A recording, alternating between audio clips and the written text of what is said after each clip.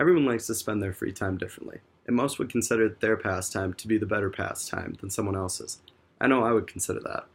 There is, however, one hobby that receives a lot more hate than most. That would be gaming. It's something that's hated on by older generations, significant others, or just friends trying to yank their friend out of a room. This is a DualShock 4 controller, used to play, in my opinion, the best console, the PS4. There are two joysticks and many buttons used to control many aspects of whatever game you're playing. As you see, two joysticks here, buttons, a D-pad, even a touchpad. You can use this to type or do anything. They've improved so much over the years. I believe gaming is one of the most versatile and social pastimes.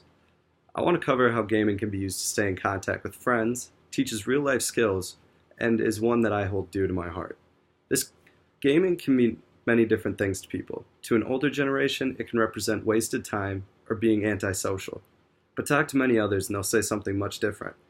I guarantee if you talk to 5 people in this classroom, 1 or 2 of them will consider themselves gamers, or that they like to play video games. If they would go to a friend's house, they would say, yeah, I wouldn't mind sitting down and playing a game of Call of Duty or playing a game of FIFA or something like that. It's just a fun thing to do.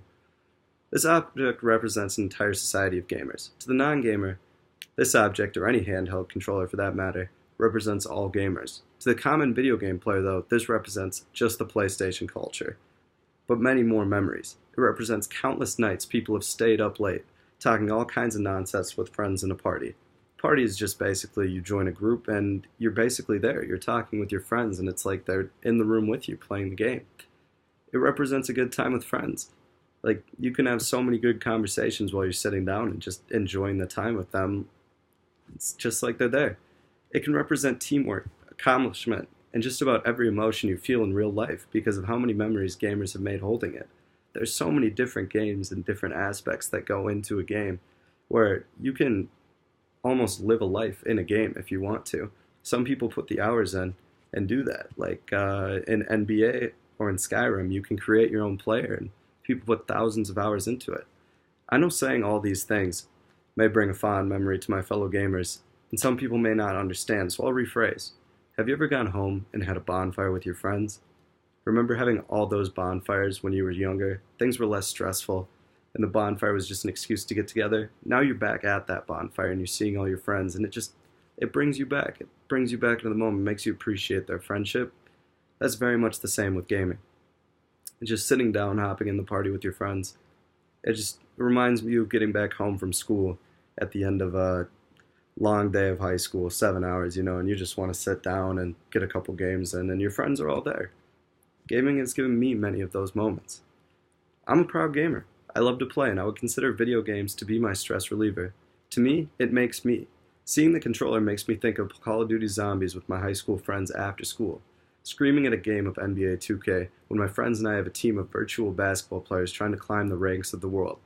I've put thousands of hours into gaming, at least, and just like any hobby, I've grown and gotten better along the way. I've learned how to work towards a goal in practice, also learning that sometimes the activity is really just about enjoying the moment. It's not always about being the best. It's something that you just have to learn. A lot of people will say it, but you have to learn it. Gaming has taught me that. Talking about this, it just makes me happy. I could go on for days, but I'm under a time constraint, so I have to bring this to an end. I hope I've shown some of you guys why people play so many video games, and made you appreciate the hobby more. It truly can be for anyone, as there's thousands of games for people to play. It's whatever you buy is whatever you can get into. If you like sports, they have sports. If you just like puzzles, they have puzzles. You can buy Monopoly, you can buy Sorry, you can buy just Netflix, you can just watch a TV show on a gaming console. There's so many things for you to do. It's enabled me to stay close with friends who are hundreds of miles away. My friends went to school in Indiana, Arizona.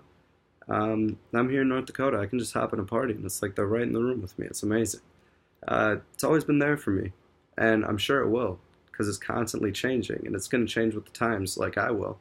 And so maybe when I'm 40 years old, stressed out after a day of work, I can come here, sit down, pick up my controller, play a good old game of NBA or whatever I want to play. It's also gave me my passion for following basketball just by getting the free game of the month, NBA. Can show you new hobbies that you want to get interested into. So the next time you think someone is a nerd for gaming, or maybe they're just not doing anything with their life. They're just wasting time sitting staring at a screen. Take a look and think it's someone just enjoying their pastime, just like anyone playing basketball or going and playing volleyball or doing arts and crafts. It's just a hobby, and be happy that they're happy.